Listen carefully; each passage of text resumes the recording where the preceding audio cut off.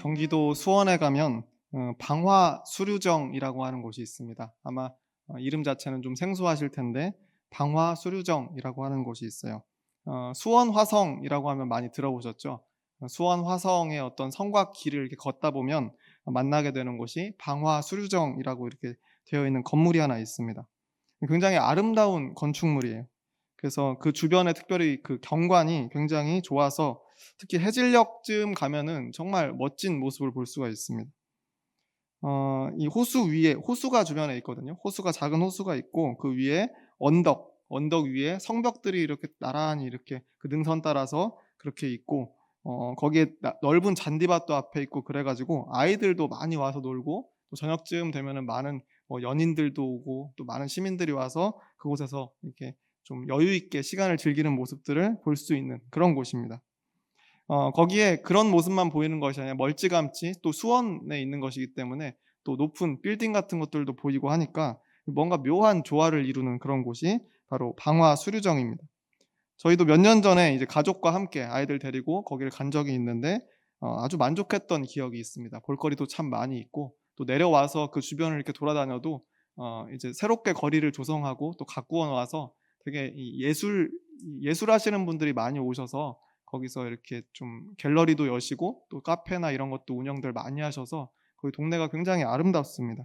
그래서 저희가 갔다 오고도 참 오래도록 기억에 남는 곳이 바로 그곳이었습니다. 며칠 전에 유튜브 영상을 하나 보는데 딱 거기가 나오는 거예요. 수원 방화수류정이 딱 나오는데 해질녘이었습니다. 제가 해질녘이 참 예쁘다고 말씀을 드렸는데 하필이면 해질녘쯤 영상이었어요. 근데 그 해질녘 영상에 외국인 남성 하나가 딱 그 영상에 잡힙니다. 그러면서 혼자 잔디밭에 앉아서 그 외국인 남성이 그 노을을 딱 이렇게 보고 있는 거예요. 확실히 이렇게 서양인들이 이렇게 눈이 좀 깊으니까 이렇게 노을진 그 배경에서 이렇게 딱 이렇게 우수에 젖은 눈으로 어딜 바라보고 있는데 참 멋있더라고요. '멋있다.'라는 생각이 이제 들었습니다. 그래서 뭔가 얘기를 하지 않아도 어떤 기분으로 앉아 있는지 한 번에 알아볼 수 있을 것처럼 그렇게 보이는 멋진 장면이 그 영상에 나오고 있었어요.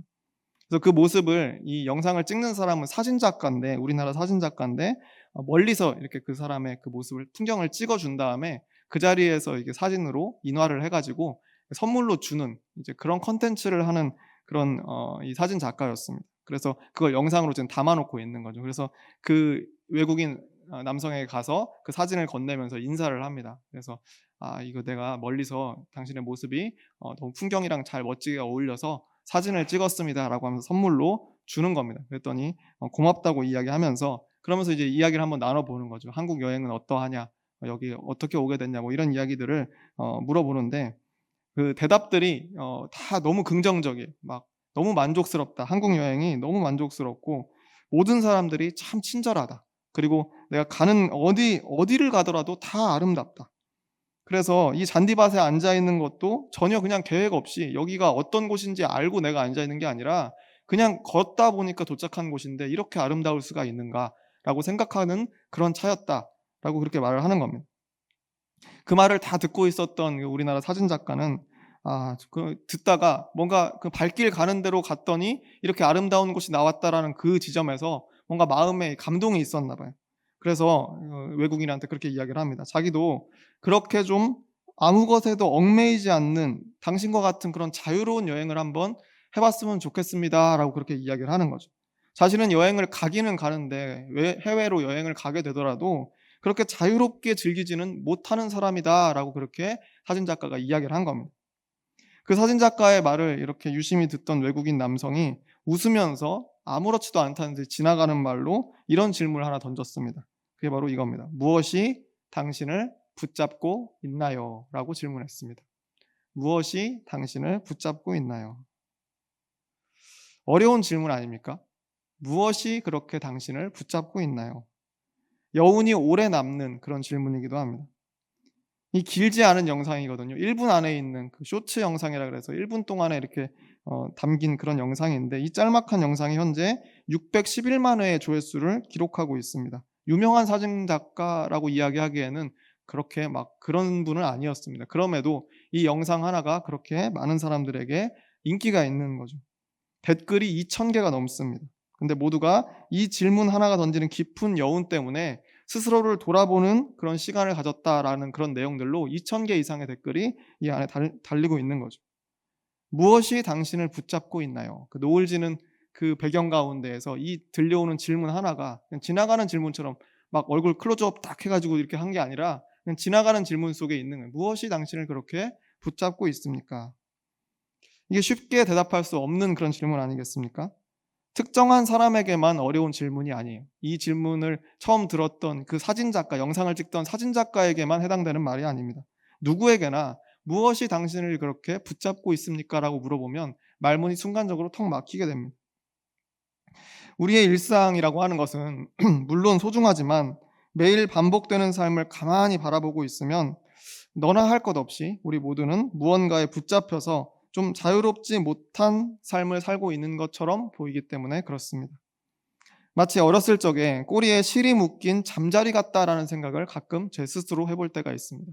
어렸을 때 잠자리 그 꼬리에다가 실을 묶어가지고 이렇게 날려주고 한참 날아가서 멀리 날아갈 것 같으면 다시 당겨서 이렇게 데리고 오고, 지금 생각하면 참 나쁜 일이었던 것 같은데 어렸을 때 그런 일들 많이 했던 것 같습니다. 그런 놀이들을. 잠자리 입장에서는 분명히 어디든지 날아갈 수 있을 것 같은데 날아가는데 아무 제약이 없는데 꼬리에 묶인 실 때문에 아이가 잡아당기면 다시 제자리로 돌아오곤 하지 않습니까? 그게 내 인생이 아닌가라는 생각을 스스로 해본 적이 있습니다. 때가 되면 나를 잡아당기고 있는 것들이 참 많이 있다라는 생각을 해보게 되는 거죠. 제가 결혼하고 나서 첫째 아이를 막 가졌을 때 그때 뭔가 형편이 어려워도 차를 사기는 사야겠구나라고 결정을 내린 적이 있습니다. 그게 제 첫 차를 살 때 결심하던 그 순간인데 요즘에는 차가 없이는 아이를 참 키우기가 어렵지 않습니까? 그래서 차를 어쩔 수 없이 우리 형편이 어렵지만 사야겠구나라고 결정을 내리니까 갑자기 마음이 신나지는 거예요. 뭐 형편이 어려운 건 중요한 게 아니고 어차피 대출로 카드로 해가지고 할부로 살 거니까 그건 이미 해결된 거고, 마음속으로는 해결된 거고, 이제 막 즐거움만이 마음속에 남는 겁니다. 왜냐하면 내가 언제든 타고 떠날 수 있는 내 차가 생긴다라고 하는 것이 얼마나 즐거운 일이겠습니까? 물론 그전부터 운전을 하고 있었죠. 교회에서 사역을 하고 있었기 때문에 교회 차를 항상 운전하고 있었지만 그래도 내 차는 없지 않았습니까? 그래서 그 내 차가 처음 생긴다라고 하는 것이 정말 신나는 일이었던 것을 기억하고 있습니다. 현실이 답답하다라고 할지라도 언제든 마음만 먹으면 내가 동해 바다를 지금 가야겠다, 마음이 너무 답답해 가야겠다라고 결정하면 떠날 수 있는 거 아니겠습니까? 내 차가 있다라고 한다면. 억울하고 화나는 일이 생겨도 에이 하고 시동 딱 걸고 저기 남쪽 땅끝 마을까지 달릴 수 있는 거 아니겠어요? 그 기대 하나로 뭔가 그 사기 전까지도, 산 후에도 마찬가지지만 뭔가 그 삶이 확 트이는 것 같은, 마음이 확 트이는 것 같은 그런 경험, 그런 기억을 제가 하고 있습니다. 그런데 그 첫 차를 산 지 지금 첫 차가 이제 가고 두 번째 차가 오긴 했지만 어쨌든 그 후로 지금 12년 정도가 지났는데 그렇게 힘들다, 좀 떠나봐야겠다라고 해서 훌쩍 동해 바다를 보고 막 남쪽 땅끝으로 출발하고 그렇게 떠난 적이 단 한 번도 없었습니다. 힘든 일이 없어서 그랬을까요? 그럴 리가 없죠. 힘든 일이, 나름대로는 힘든 일이 많이 있었고 진짜 떠나고 싶다라고 생각한 적은 많이 있습니다. 셀 수 없죠. 그런데 막상 가려고 하면 여러 가지 생각들이 들게 됩니다. 여러 가지 일상의 조건들이 나를 붙잡습니다. 내일 아침에 그거 해야 되는데 오늘 가면은 돌아오기 어려울 것 같은데, 내가 오후에 일정이 있는데 그 일정 맞춰서 올 수 있을까? 애 하원도 해야 되는데 이거 그 시간 맞춰서 오려면은 내가 지금 출발하면 안 될 것 같은데. 이것저것 떠오르는 이 생각 때문에 잠시 주춤하고 있으면 제일 마지막에는 이제 돈 문제가 따라오면 야 기름값, 거기 갔다 오면 기름값이 얼만데, 또 한두 끼 사 먹어야 되는데, 또 잠은 어디서 자, 차에서 자면 불편한데, 왔다 갔다 돈 쓰고 시간 쓰고, 그냥 내가 한번 지금 좀 힘들어도 한번 참고 지나가면 되는데 그러면 깔끔한데 굳이 내가 거기를 가야 되나? 고민하다 보면 1시간 2시간은 후딱 지나갑니다.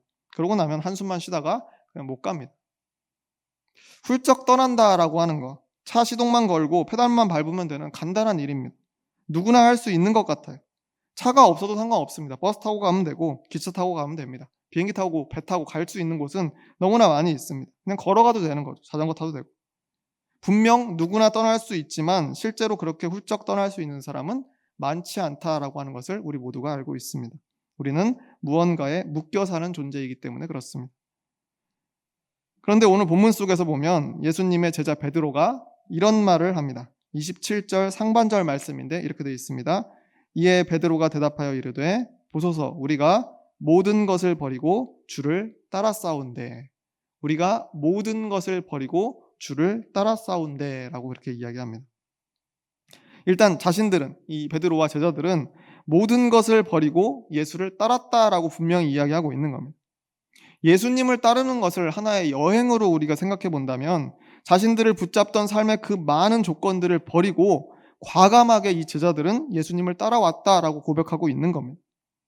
차를 사고도 이것저것에 매여서 쉽사리 떠나지 못했던 이 나와 비교해서는 여기 베드로와 다른 제자들은 너무 과감한 사람들이에요. 과감하게. 그것도 단순한 여행이 아니라 그리스도를 만나 그를 따르는 여행을 결심하고 실제로 실천하고 있었다라고 하는 것이 참 부러운 일이 아닐 수가 없습니다. 그런데 이 베드로의 말이 딱 여기서 끝났으면 너무 더할 나위 없이 좋았는데 문제는 그 다음 구절에 있습니다. 27절 하반절을 마저 읽어보면 이렇게 되어 있습니다. 그런즉 우리가 무엇을 얻으리이까? 모든 매인 것을 풀어버리고 예수님만 보고 따라왔습니다. 우리가 이렇게 잘 해냈습니다. 우리가 이렇게 해냈으니까 그럼 우리는 무엇을 얻을 수 있겠습니까? 우리를 붙들던 평생의 직업과 고향과 가족까지 모두 다 버리고 오로지 예수님만 보고 쫓아온 것, 예수님도 아시지 않습니까? 그럼 우리에게는 이 다음에 어떤 보상이 있겠습니까? 물어보는 겁니다. 저는 개인적으로 이 질문을 볼 때마다 참 안타까운 한숨이 나옵니다. 이 질문을 함으로써 앞에 훌륭한 고백을 했었는데 그 고백을 다시 무효로 돌리고 있는 것이 아닌가라고 하는 생각이 들기 때문에 그렇습니다. 직업과 고향과 가족의 메인받은 것을 풀고 달려온 것, 그것은 맞지만 이 질문의 내용을 통해서 베드로와 제자들은 또 다른 것에 매여 있다라고 하는 것을 알 수 있다는 거예요. 그럼 우리가 무엇을 얻을 것인가? 라고 하는 이 질문은 자신들의 지금 이 헌신, 예수님을 따름, 그것 때문에 얻게 될 그 보상에 제자들이 매여 있다라고 하는 것을 스스로 증명하는 그런 질문입니다. 여기서 과연 베드로가 순수하게 물어본 걸까요? 진짜 몰라서? 그럼 우리가 무슨 보상을 받겠습니까? 진짜 몰라서 물어본 걸까요? 오늘 본문 바로 앞에 유명한 사건이 하나 나옵니다. 소위 재물이 많은 청년이라고 하는 제목으로 아마 알고 있는 그런 내용인데 마태복음 19장 16절 말씀 그리고 또 20절 말씀을 제가 읽어드리겠습니다. 어떤 사람이 주께 와서 이르되 선생님이여 내가 무슨 선한 일을 하여야 영생을 얻으리이까?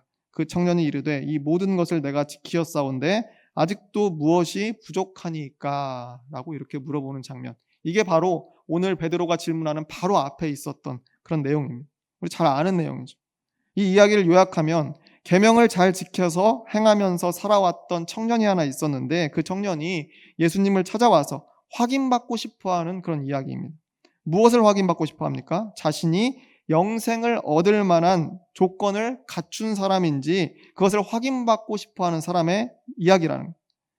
예수님 나 이만큼 잘 살았습니다. 내가 계명을 하나도 어긴 것이 없습니다. 지금 최선을 다해 살았습니다. 이 정도면 저 영생 얻을 수 있습니까? 이 정도면 제가 천국 가겠습니까? 자신의 삶에 대해서 자신감을 가지고 예수님께 최종 확정을 받기 위해서 그 판단을 받기 위해서 찾아온 그 사람이었습니다. 그래서 예수님의 입에서 그래 잘하였다 충성된 종아 그래 너 정도면 천국 가겠다 이 말 한마디를 기대하면서 지금 이 청년이 예수님께 찾아왔던 거죠. 그런데 예수님께서는 애초에 이 청년이 천국에 들어가네 못 가네 대답해 주실 뜻이 전혀 없으셨습니다. 야, 너 그 정도면 영생을 얻을 수 있어. 아니면 그 정도는 부족한데? 라고 답을 해주실 의도가 없으셨다는 겁니다. 예수님은 오히려 이 청년에게 부족한 것이 무엇인지 곰곰이 살펴보십니다. 이렇게도 질문해보고 저렇게도 질문해보시면서 이 청년에게 무엇이 부족할까를 이제 보시는 거예요. 그 다음에 전곡을 콕 찌르면서 대답하십니다. 그 내용이 마태복음 19장 21절 말씀인데 이렇게 되어 있습니다. 예수께서 이르시되 내가 온전하고자 할진대 가서 내 소유를 팔아 가난한 자들에게 주라. 그리하면 하늘에서 보화가 내게 있으리라. 그리고 와서 나를 따르라 하시니. 이렇게 대답하십니다. 가서 내 소유를 팔아 가난한 자들에게 주라. 이것이 청년에게 주시는 예수님의 과제였습니다. 근데 여기서는 가난한 사람에게 나누어 준다라고 하는 이것보다는 내 소유를 팔아서 다 나눠줘 버려, 다 흩어버려라 라고 하는 이 내용이 사실은 핵심입니다. 다시 말해서 네가 붙들고 있는 그걸 버려라. 네가 붙들고 있는 그 재물, 그것을 꽉 붙들고 있는 것 같은데 그걸 놔버려라 하시는 그런 말씀을 이 청년에게 하고 있었다는 겁니다. 부자 청년이 붙들고 놓지 못하던 것, 그게 바로 그간 자신이 열심히 일해서 모은 재물이었죠. 반대로 생각하면 이 청년을 붙들고 있는 무언가가 바로 재물이었다는 겁니다. 문제는 거기서 끝이 아니었습니다. 그리고 와서 나를 따르라. 그리고 와서 나를 따르라. 즉 모든 것을 버리고 나를 따라와라 라고 하는 예수님의 말씀 아니겠습니까? 그런데 이 말씀을 들었던 이 청년은 근심하면서 떠나갔다라고 그렇게 기록되어 있습니다. 재물에 붙들려서 예수님을 따라다니지 못했다라고 하는 거예요. 내 소유를 팔아 가난한 자들에게 주라. 그리고 와서 나를 따르라. 이 말씀, 바로 베드로가, 옆에 있던 베드로가 예수님의 이 말을 듣고 나서 옳거니 생각했던 겁니다. 그럴 만했습니다. 왜냐하면 모든 것을 버리고 예수님을 따랐던 모범이 바로 12제자들 아니겠습니까? 그래서 우리가 아까 읽었던 본문에서 베드로는 보소서 우리가 모든 것을 버리고 주를 따랐사온데 그런즉 우리가 무엇을 얻으리까? 라고 그렇게 예수님께 물어본 겁니다. 이 부자 청년과 예수님의 대화가 끝난 직후에 바로 물어보는 거 아니겠습니까? 이 이야기 속에서 영생을 얻기 위해 예수님을 찾았던 청년, 그 청년에게 예수님께서는 모든 것을 버리고 많이 모아둔 그 재물까지 다 버리고 그리고 나서 나를 따라와라 라고 그렇게 말씀하셨습니다. 그런데 그 말씀을 옆에서 듣던 베드로가 오호라 라고 생각했다는 거예요. 그거 우리 이미 다 했는데, 우리 그 조건은 완전히 만족하고 있는데, 우리는 모든 것을 이미 다 버리고 예수님을 따르고 있는 거 아니야. 그러니까 우리는 영생을 얻을 조건을 가지고 있네. 그렇게 생각했다는 겁니다. 그래서 예수님께로부터 듣기 좋은 대답이 있으리라는 기대를 똑같이 품고 베드로는 물었던 겁니다. 전혀 몰라서 물은 게 아니에요. 그런즉 우리가 무엇을 얻으리까? 기대하면서 눈 초롱초롱하게 뜨고 예수님의 입술을 바라보면서 그렇게 질문한 거 아니겠습니까? 우리가 모든 것을 버리고 예수님을 따라다니는 것을 아시지 않습니까? 지금 저 청년에게 모든 것을 버리라고 했는데 저 청년은 그것을 지키지 못해서 떠나갔습니다. 근데 우리는 지금까지 그걸 하고 있지 않습니까? 그럼 우리가 얻을 수 있는 게 무엇이겠습니까, 예수님? 당연히 영생 아니겠습니까? 아까 그 청년에게 다 버리고 와서 나를 따르라고 하시지 않았습니까? 그러면 우리는 이미 그 조건을 다 갖춘 사람들이니까 그가 그렇게 얻고자 했던 영생을 우리는 얻을 수 있는 사람 아니겠습니까? 이게 아마 베드로의 속마음이었을 것이다 라고 저는 그렇게 생각을 합니다. 그래서 예수님께서는 그 베드로의 이 속마음을 아시고 이렇게 대답하십니다. 오늘 본문이었던 마태복음 19장 28절과 29절 말씀 이렇게 되어 있습니다. 예수께서 이르시되 내가 진실로 너희에게 이르노니 세상이 새롭게 되어 인자가 자기 영광의 보좌에 앉을 때에 나를 따르는 너희도 12 보좌에 앉아 이스라엘 12지파를 심판하리라. 또 내 이름을 위하여 집이나 형제나 자매나 부모나 자식이나 전토를 벌인 자마다 여러 배를 받고 또 영생을 상속하리라. 예수님께서 이렇게 대답하십니다. 웬일로 예수님께서 베드로가 딱 원하는 대답을 주시죠. 예수님께서 언젠가 영광의 자리에 앉으시는 그 순간에 너희들도 12 보좌에 앉게 될 것이다. 제자들이 그토록 기대하던 결말 아니겠습니까? 자신들도 12한 자리씩 한다는 이야기잖아요. 게다가 예수님을 위해 집이나 형제나 자매나 부모나 자식이나 전토를 벌인 자마다 여러 배를 받고 또 영생을 상속하리라 라고 말씀하셨어요. 영생이라고 하는 단어가 드디어 나왔습니다. 영생을 상속할 거래요. 베드로가 기대한 완벽한 대답을 예수님께서 하고 계시는 거예요. 그래, 너희가 모든 것을 버리고 나를 따랐으니까 너희가 원하고 바라고 기대하는 모든 일들이 모두 이루어질 것이다. 영생, 그 또한 얻게 될 것이다. 그렇게 말씀하셨다는 거예요.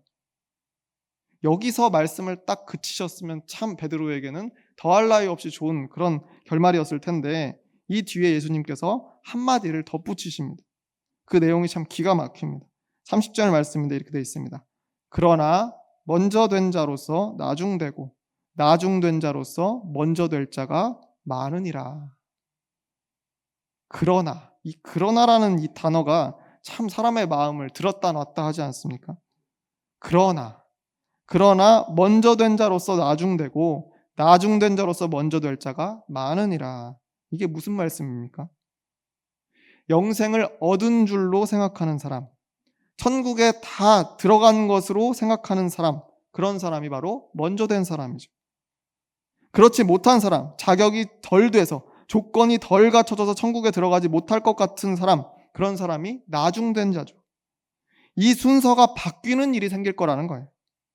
심지어 그런 사람이 많을 것이라고까지 예수님께서 말씀하십니다. 이 말씀은 제자들과 베드로에 대한 앞선 칭찬을 완전히 거꾸로 뒤집어 버리는 말씀 아니겠습니까? 누가 보아도 먼저 된 자가 누구예요? 베드로잖아요. 베드로는 먼저 된 자죠. 나머지 제자들도 먼저 된 자가 확실합니다. 예수님을 위해서 모든 것을 버려두고 따랐던 사람들이라서 내가 이 조건들을 다 갖추었다. 이제 천국에 들어갈 만하지. 이제 영생을 얻을 만하지. 그렇게 기대하는 사람들이니까 이 사람들은 먼저 된 사람들이죠. 그런데 그런 사람들이 오히려 결국에는 나중된 자가 될 것이다. 천국에 들어갈 결격 사유가 있는 사람, 천국에 들어가지 못할 사람들, 그런 사람들이 될 일이 많다라고 예수님이 말씀하시는 겁니다. 마치 자신이 다 된 줄로 생각하고 내가 영생을 얻을 만한 조건을 다 갖춘 줄로 생각하고 예수님을 찾아왔다가 재산을 버리라는 과제에 실패하고 고뇌하면서 예수님을 떠나갔던 그 이름 모를 청년처럼 먼저 된 자로서 나중될 일이 많다라는 거예요. 베드로는 분명 그 청년이 돌아가는 모습을 보면서 그가 해결하지 못한 문제들을 자신은 일찌감치 해결하면서 살아왔다라고 그렇게 생각했을지 모릅니다. 예수님을 만나고 어부라는 직업을 포기했고 집과 부모와 형제를 뒤로하고 예수님을 따라왔으니까 자신은 이미 다 된 사람, 먼저 된 자다라고 확신했을 겁니다. 물론 틀린 말은 아닙니다. 왜냐하면 예수님께서는 앞서 마태복음 16장에서 이런 말씀을 하신 적이 있기 때문에 그렇습니다. 마태복음 16장 24절 말씀입니다.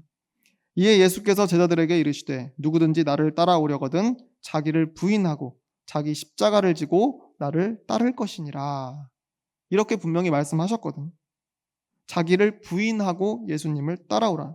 그러니까 오늘 본문 말씀에서 베드로가 했던 우리가 모든 것을 버리고 주를 따라 싸운데 라고 하는 것은 예수님이 시키는 대로 잘 해냈다라고 분명히 이야기할 수 있는 부분입니다.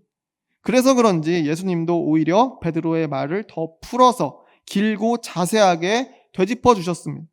그래, 베드로야, 너희가 분명 집이나 형제나 자매나 부모나 자식이나 전토를 버리고 나를 따라온 것이 맞다. 그런데 그런 베드로에게도 역시 버리지 못한 것이 있었다라고 하는 겁니다. 바로 자신들의 따름에 대한 보상. 그 보상을 꽉 쥐고 놓지를 못했다는 것. 예수님이 분명 말씀하셨죠. 모든 것을 버리고 자신을 따르는 것에 대해서 분명히 말씀하셨죠. 심지어 너희들 스스로를 부인하라고까지 그렇게 말씀하셨어요. 철저하게 모든 것을 다 비워낸 다음에 나를 따라와라 라고 그렇게 명령하신 겁니다. 그런데 베드로와 제자들은 항상 그 다음을 생각했습니다. 내가 이렇게 따랐으니까 그 다음이 뭘까? 이 정도의 사건을 우리가 목격했으니 이 다음은 뭘까? 예수님과 우리가 지금 이런 상황 가운데 있으니까 이런 기적들을 펼치는데 그럼 이 다음은 뭘까? 우리가 따르는 저 예수님께서 결국에 왕 위에 오르시면 우리에게는 어떤 보상이 있을 것인가? 그것을 늘 궁금해했고 계속 기대했습니다. 집이나 형제나 자매나 부모나 자식이나 전토를 벌이기는 했지만 그 버림을 통해서 더 큰 것을 얻고 싶어 했다는 거예요. 비워낸 것이 아니라 어떻게 보면 더 많이 채우기 위한 일부 후퇴에 불과했다라고 하는 겁니다. 그러니까 예수님의 눈에는 앞서서 영생을 얻고자 찾아왔다가 다시 떠난 청년이나 이 베드로와 제자들이나 똑같은 수준으로 보였다라고 하는 겁니다. 그래서 예수님께서는 베드로가 원하는 대답을 먼저 주시기는 주셨죠. 그런데 그러고 나서 그러나 먼저 된 자로서 나중되고 나중된 자로서 먼저 될 자가 많으니라 라고 하는 결정적인 말씀으로 그들의 성숙치 못함을 꼬집어 주시는 것이 아닌가라고 저는 생각해 봤습니다. 모든 것을 버리고 예수를 따르는 것, 그것은 단순히 집을 버렸네, 재산을 버렸네, 가족과 일터를 버렸네, 이런 인간적인 조건들을 수행했느냐를 채점해서 합격, 불합격을 가리는 시험 같은 것이 아니라는 겁니다. 보상과 대가를 저울질해서 내가 투자한 만큼 그거보다 더 큰 것을 받을 것인가, 그것을 기대하면서 현재의 불편을 감수하는 그런 계산식이 아니라는 거예요. 다른 것에 전혀 얽매이지 않고 순수한 마음으로 예수님의 삶을 담기로 결심하고 따르는 것을 뜻한다는 겁니다. 그저 예수님의 삶을 아름답게 바라볼 줄 아는 사람, 그분의 삶을 알고 깨달아서 비슷하게 살아가는 그 자체로 만족하는 그런 인생이야말로 진정으로 예수님을 따르는 자의 삶이다 라고 하는 깨달음에 이를 수 있다라고 하는 겁니다. 아까 처음에 소개한 어느 외국인 여행자의 질문처럼 스스로에게 한번 물어보시길 바랍니다. 무엇이 나를 붙잡고 있는가? 무엇이 나를 자유롭지 못하게 하는가? 예수 그리스도의 삶을 따라가기로 작정을 했는데 무엇이 나를 붙잡고 있길래 마음껏 예수의 삶을 따라서 살지 못하는 건가? 나를 자유롭지 못하게 붙드는 것이 누군가에게는 그 청년처럼 재물일 수도 있습니다. 또 누군가에게는 가족이 될 수도 있죠. 또 누군가에게는 직장과 일터일 수도 있을 겁니다.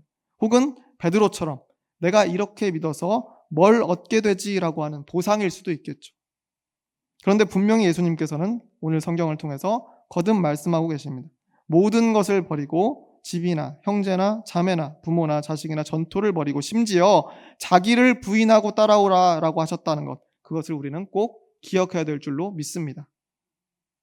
바라기는 발길 닿는 대로 걷다가 노을진 석양을 마주하게 되고 또 친절한 사람들을 만나서 계획되지 않은 아름다움을 만끽했던 그 이름 모를 그 여행자처럼 자신을 비워내고 또 비워내서 매이지 않는 신앙의 발걸음으로 예수 그리스도의 삶을 따라 걷는 저와 여러분이 모두 되시기를 주의 이름으로 축원합니다.